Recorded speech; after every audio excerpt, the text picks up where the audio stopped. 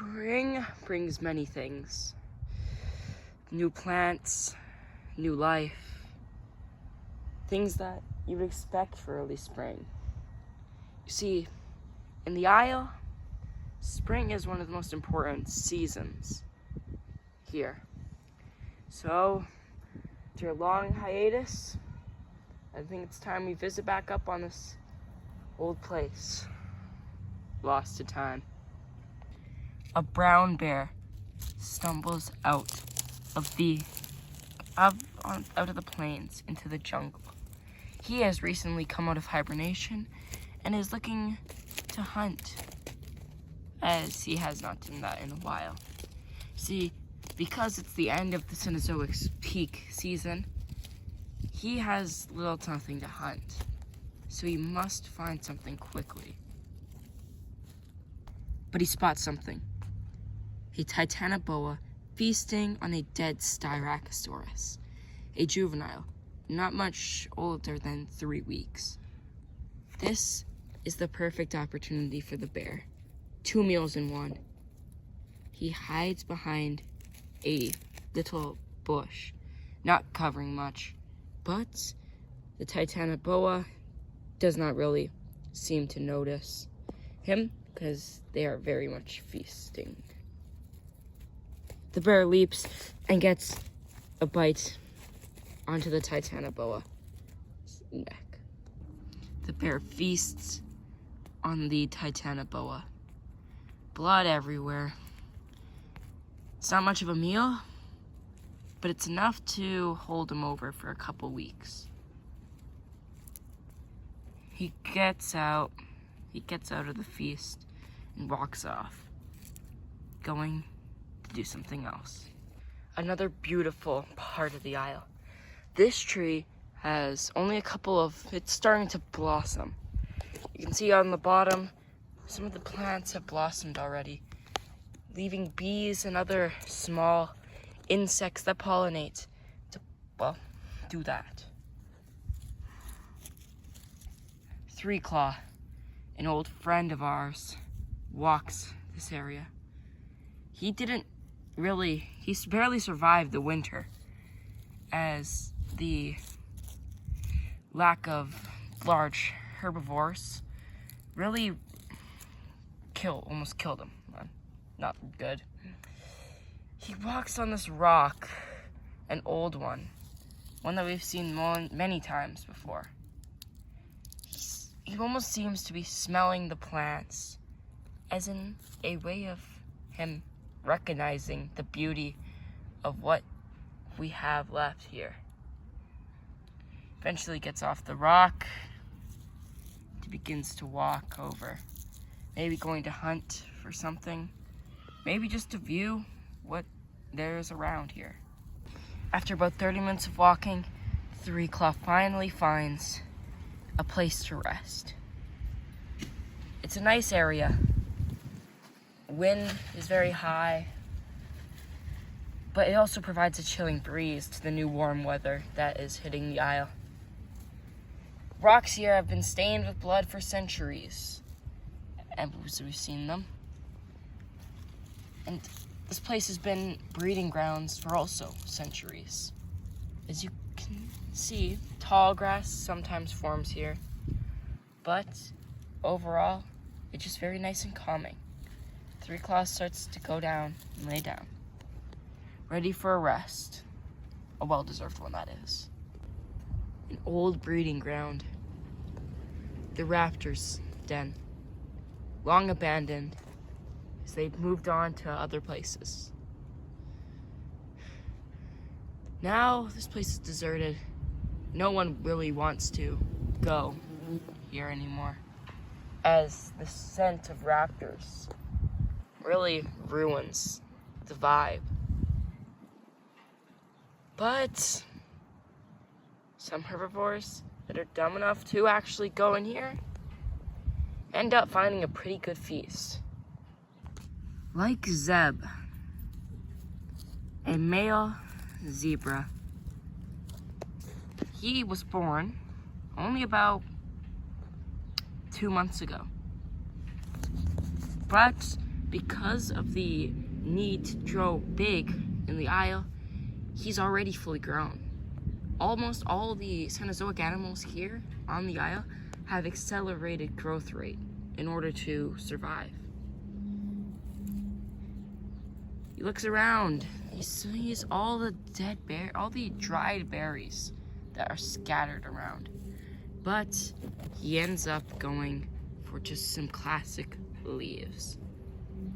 Pretty obvious for a zebra.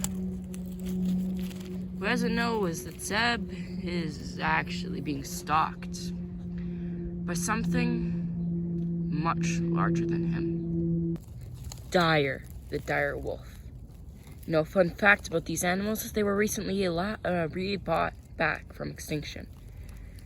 So that means now that the dire wolf is not only on the Isle anymore, but Dire has a feast in his mind. He has a plan. Snap the ankle of Zeb, making sure he won't be able to run away, and that's it. He snaps his neck and he gets to feasting. It's a pretty easy plan. Wouldn't need much of an effort. Probably get a good meal.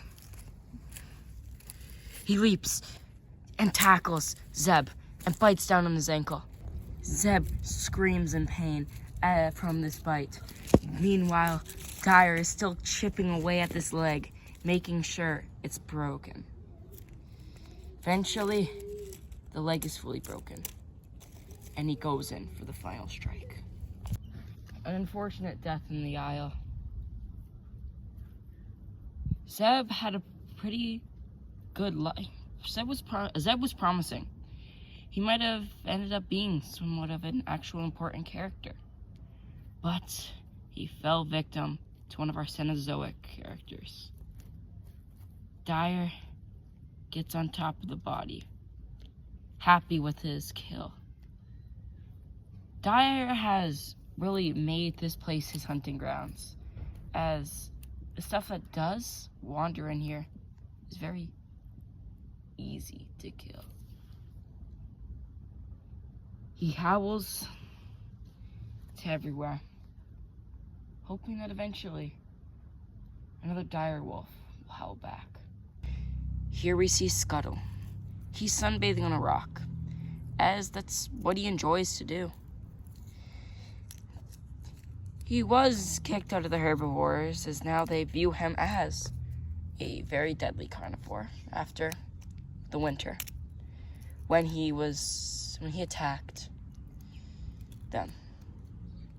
But it's not all bad, as now he's at his favorite rock, sunbathing. Eventually, he's warmed up enough and crawls off.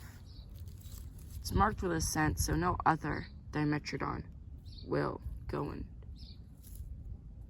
lay on it. It's a very nice day in the Isle.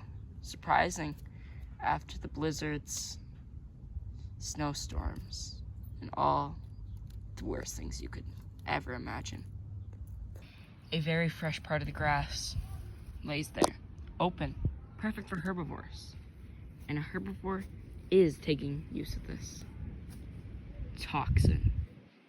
Toxin is a very good herbivore. He learned some stuff ever since the winter, but how to feed. He's followed by the leader of his Stegosaurus troop. He is the one who really runs everything. He's one of the strongest herbivores, period. Here we can see a troop of herbivores feasting on the mainlands of grass. We can see Toxin here too, as he was separated from his old troop, but has recently found this small one to join. You can see other Stegosauruses feasting as well. And Their leader, this giant male stegosaurus, who has survived many winters and summers in the Isle. Others like this sauropelta have also survived many years, as they're kind of like the tortoises of the Isle, as they live many years. We also have a Styracosaurus here. He just chills. He can fight. He has killed carnivores before, but he just likes to chill.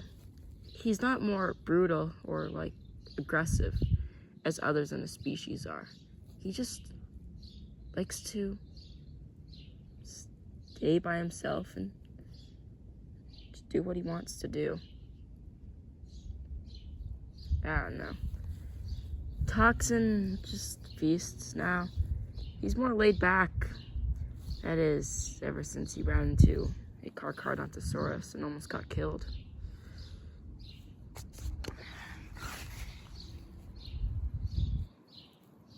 Other Stegosauruses just feast.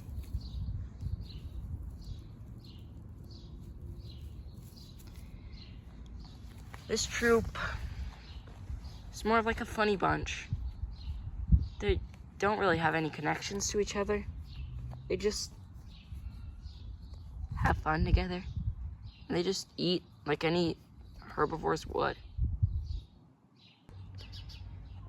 The Badlands have been overgrown with plants, which is not good, but not bad.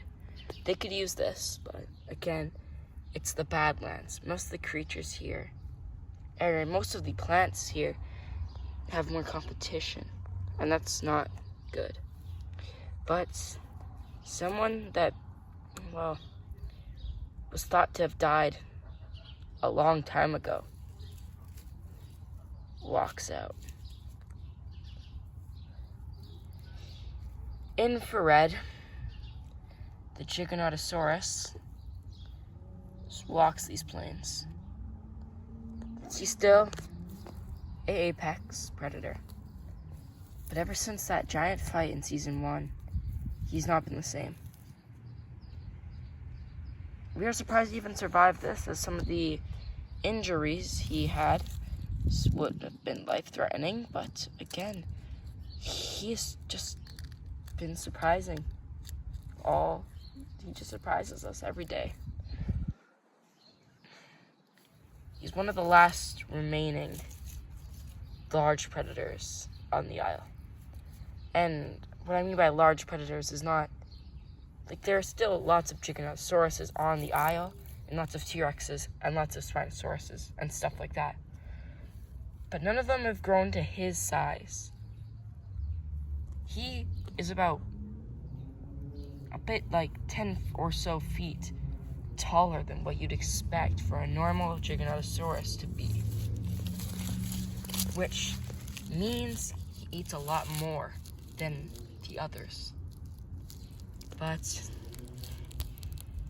this is not necessarily good. He has caused almost an extinction of species in the Badlands. So now he just kind of sits there, roaming, trying to rip up bushes to see if he can find some small little food. But he really never finds anything. He's always falls up short. We're at a crater where a bit of the asteroid from the asteroid that killed the dinosaurs ended up kind of breaking off the main asteroid and landed here. This is called the asteroid crater. Duh, what an obvious name. But what animal lives here that you wouldn't expect? You might be asking yourself, what is this dinosaur? If you guessed Metriacanthosaurus, you'd be right. See, this Metriacanthosaurus has a poisonous bite. And not a poisonous bite that you can survive. No. He has a poisonous bite that'll kill you within minutes. And I'm talking sauropod level minutes. If he bites a sauropod, like, let's say, a Dreadnoughticus, it will die before the hour's over. See, this is not good for the Isle. As one, he was really separated off the parts until really the end of the frozen season. He was on one of the islands over in the Great Dinosaur, the Great Isle, the river. But because of winter, ice froze up all over the, river. And he was able to cross the bridge, the ice bridge, and he ended up getting onto the mainland. Which means that this savage of a dinosaur now roams his place free, and as he's able to hunt. He's already killed tens of thousands of creatures. One of them even being Little Green, the Stegosaurus from season 1. He got into an altercation and killed him. Technically, he didn't kill him in the battle, but about 10 minutes after the battle, Little Green died. You see, this dinosaur is planning on being probably the villain of this season, as whatever's gonna fight him is going to have to sacrifice in order to win.